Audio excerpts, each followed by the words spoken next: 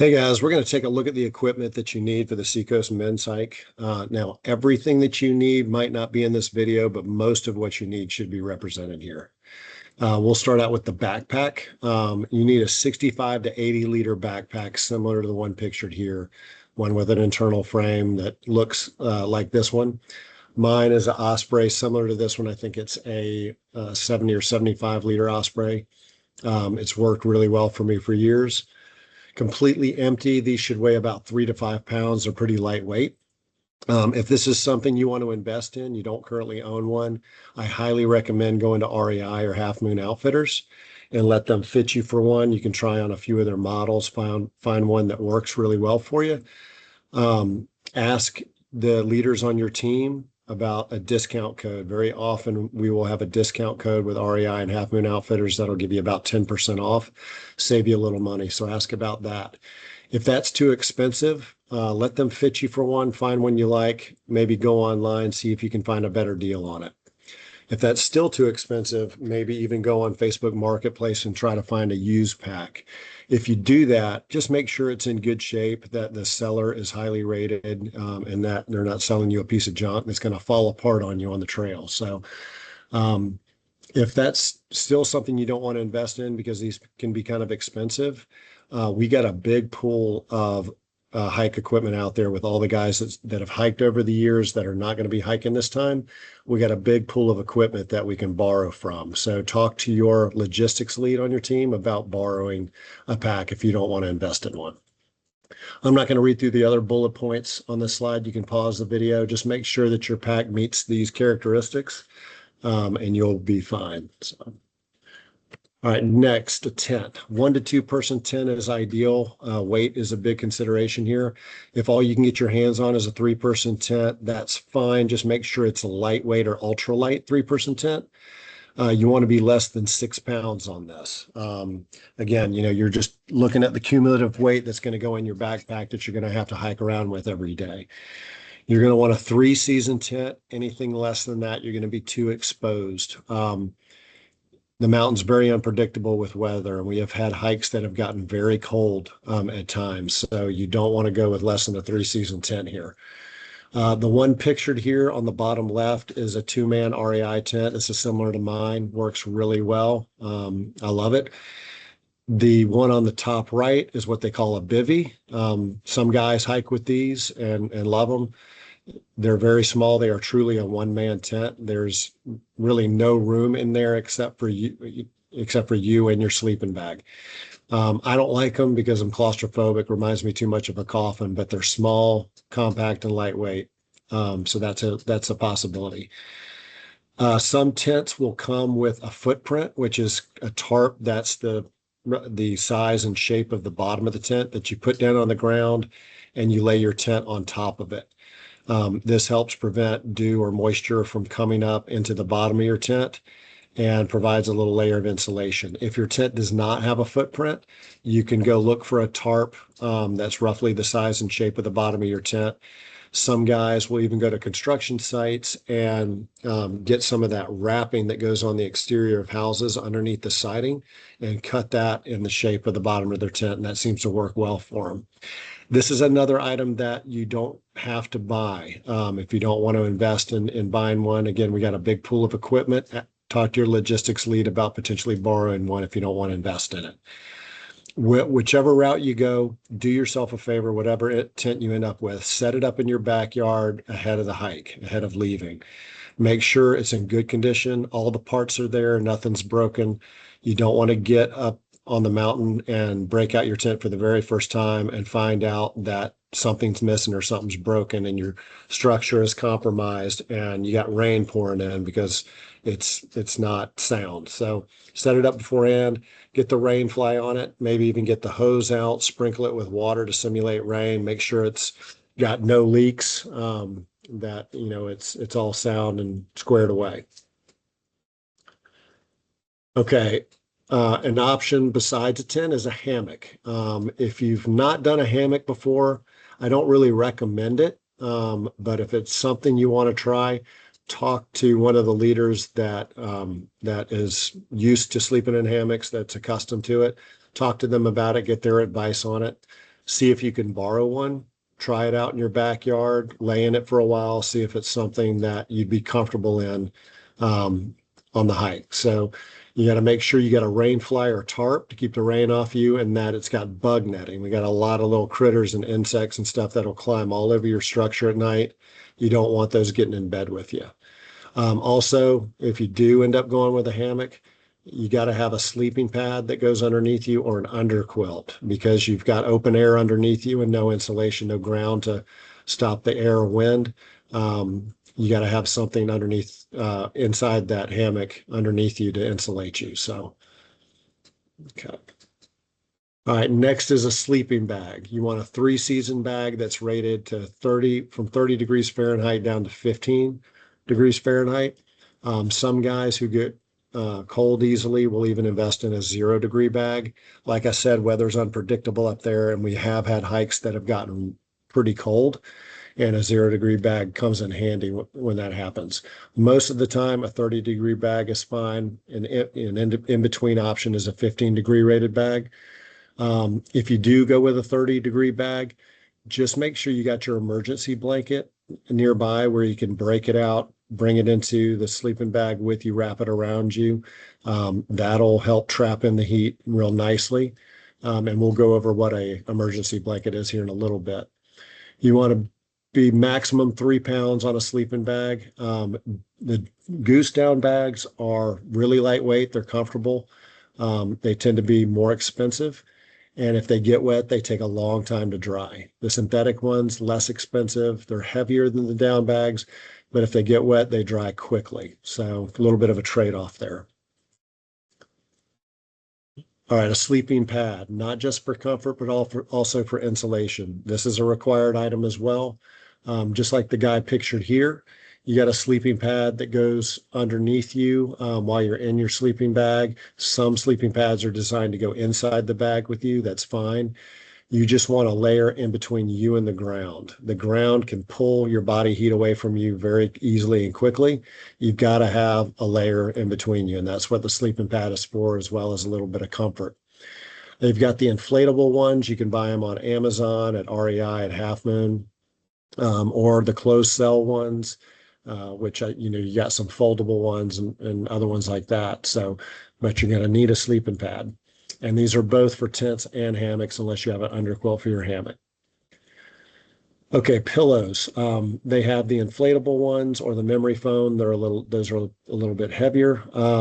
Inflatable ones you can buy off Amazon, or of course at REI or Half Moon. I've had several that I've bought off Amazon. I think most of them have sprung leaks on me, so I abandoned those pillows a long time ago. I just got one of those dry bags, the mid-sized dry bag, and I'll put my extra set of clothes in it, put that under my head, and I'll use that as a pillow. It works well for me. All right, trekking poles. These are absolutely required. Don't think that just because you're in good shape, you got strong legs, that you're not going to need trekking poles. You're going to need trekking poles. We're going to very likely do water crossings. We've got some steep pitches that you got to hike up and down. You're going to need trekking poles. I've got the mid-grade ones that I bought from Walmart years ago. They've worked really well for me every year. They weren't very expensive. This is another thing that you can borrow. You could ask your logistics lead about borrowing that. Just make sure they're telescoping, extendable, lightweight. They've got handle straps. A camp chair. So you're going to want something to sit on when you're in camp. Sitting on the ground or a log is not as great as you might think it is. You're going to want a chair to sit in. This is another thing that you could potentially borrow. There are several models out there. You want to make sure it's lightweight, between 3 and 5 pounds. Okay, a headlamp. This is a required item because you're going to need to navigate around the campsites at night, to go to the bathroom, to look for wood sometimes, whatever. You're going to need a headlamp to do that. And you're going to want the one with the band around it that you can put around your head. The ones that clip the hats and everything, those are okay, but I think the headband ones are better. Energizer makes several models. They're not that expensive. 2+ brightness modes are helpful, not required, but being able to go to a dimmer brightness mode so you don't blind everybody around you is nice. Some of them have the red light mode that help with that even more. Make sure you bring an extra set of batteries for these. So I think most of these take 3 AAA batteries.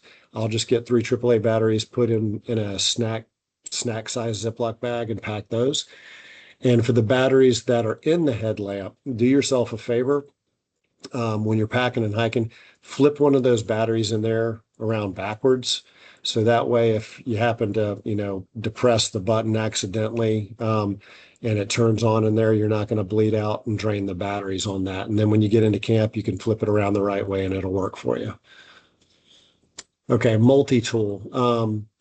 These are handy, come in very handy. I have found that if you've got 1 or 2 of these amongst the hike team, if some, 1 or 2 guys has got a multi-tool, you really don't need to bring one. That's plenty for the hike team. If you do want to bring one, make sure it's lightweight. It's got a carrying case or clip that you can clip it to your belt or to the pack or something like that. But this is an optional item. Okay, dry bag or bear bag. They're often sold in sets of 3 different sizes, like the ones pictured here. You technically only need one 5 to 8 liter bag. I bring an 8-liter bag because I want plenty of room to fit food for myself. Even when you pack the stuff at home ahead of the hike that you're going to bring, you're going to still need to leave plenty of room because we're going to give you 3 dehydrated pouch meals that you're going to have to put in there too. So I'll bring an 8-liter bag just to make sure I have plenty of room. Some dry bags are kind of that heavy gauge, kind of wax canvas material and everything. You don't need that. Those are heavier. All you really need is that light nylon, waterproof nylon. I think I've bought 2 sets from Walmart in the 3 different sizes and colors, similar to the ones here, and they've worked really well for me. I think the stitching gave way after a few years on those, but and you can use the other 2 sizes to pack clothes in or something else in if you buy the 3-pack. Okay, paracord and carabiners. You're going to need, 25 to 50 feet of paracord. Really, 25 feet is fine. Reflective is helpful. We use the paracord to hang your dry bag or your bear bag with all your food in it. So each night you get into camp and after you finish dinner, you'll hang everybody's bear bag from paracord. And if you need to find it at night, having that reflective is helpful.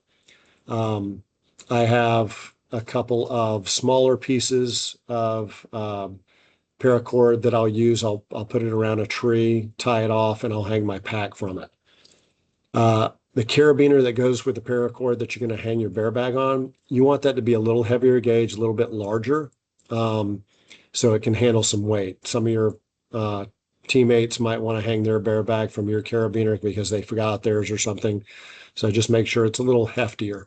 And then you're going to want to get several smaller carabiners. These don't need to be heavy gauge. I hang a bunch of these from the outside of my pack to hang things on, whether it's a water bottle or a camping chair or a lamp or something like that. I just kind of put these, you can buy them in multi-packs on Amazon, but I recommend that as well. Okay, whistle. This is a required item. I've got one similar to the one pictured here. I think it was like $7 or $8 at Walmart. You don't need this one. Anyone will work as long as it works and it's loud. You want a clip on it as well. So like pictured here, so you can clip it to the outside or the shoulder strap on your pack.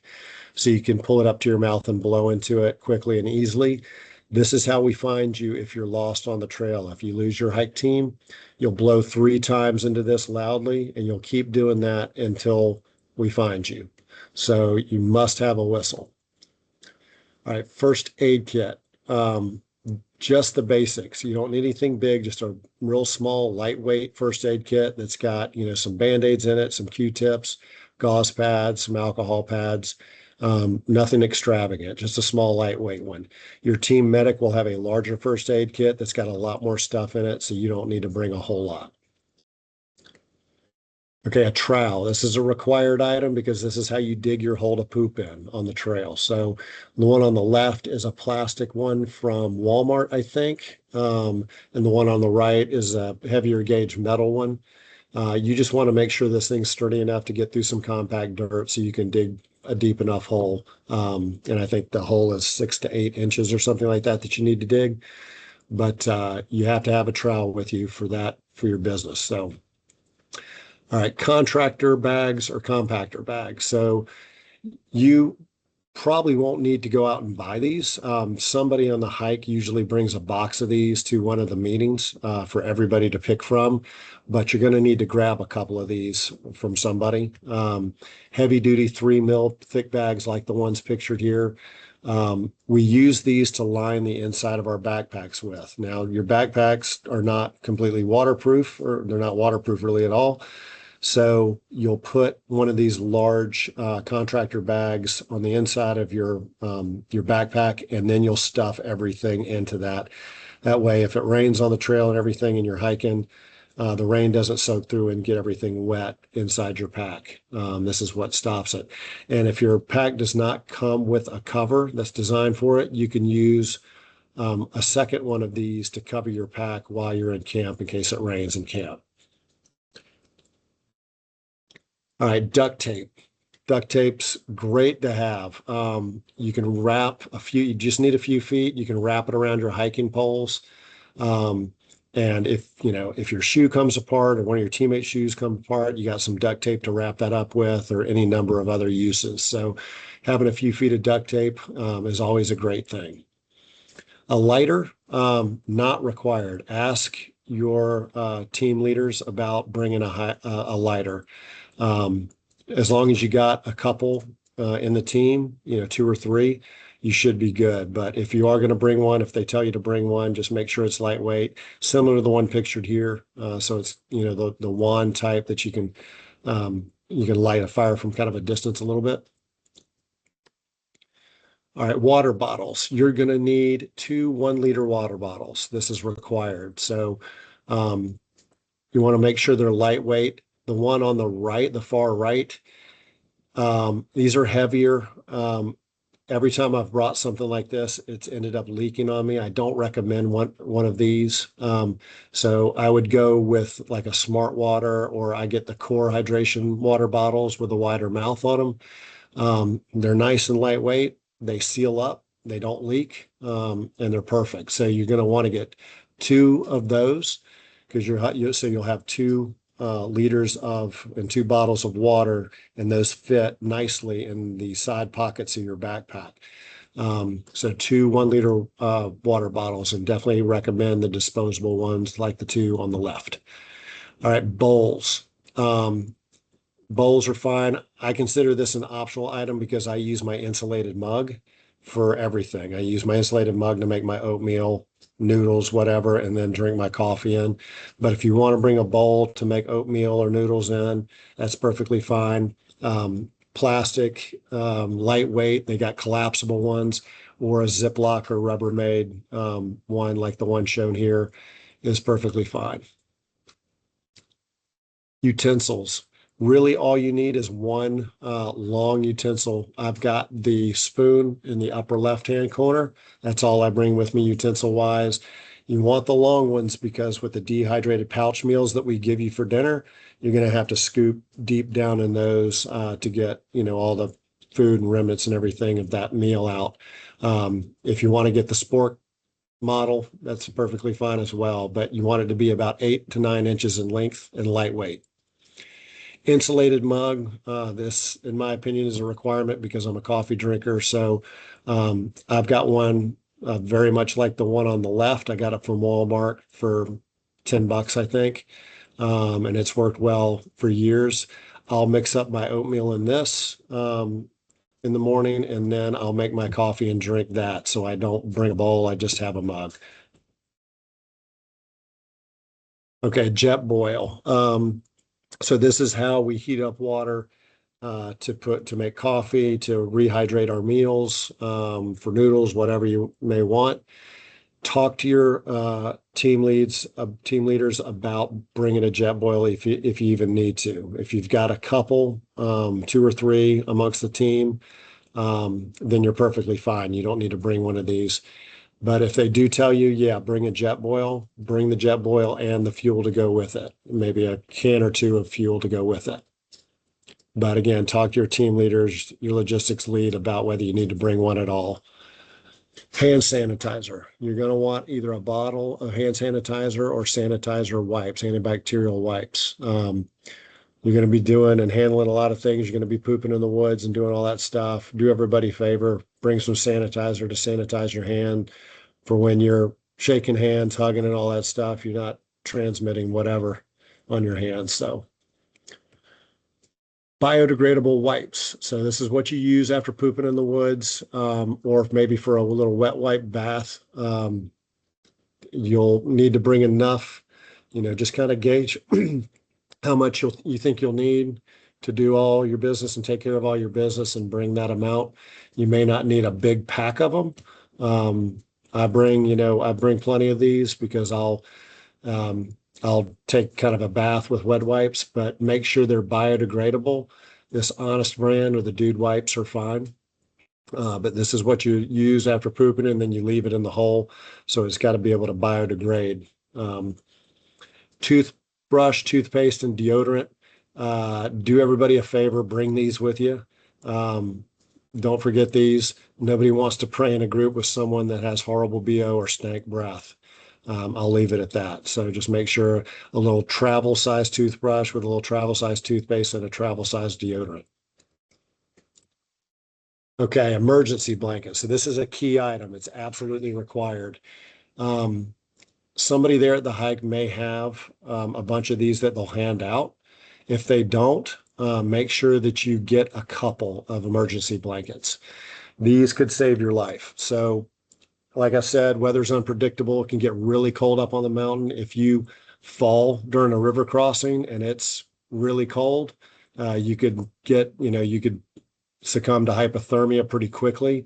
They're going to wrap an emergency blanket around you right away. Also, if you're in your tent in your sleeping bag at night, sleeping, and it turns out to be a really cold night, you're in a 30-degree bag, this emergency blanket could save you with that, make you comfortable all over again. Just wrap it around you inside your sleeping bag, and it really holds in the warmth. So got to bring I tell people to bring a couple of these instead of just one, because if one rips, you're kind of out of luck.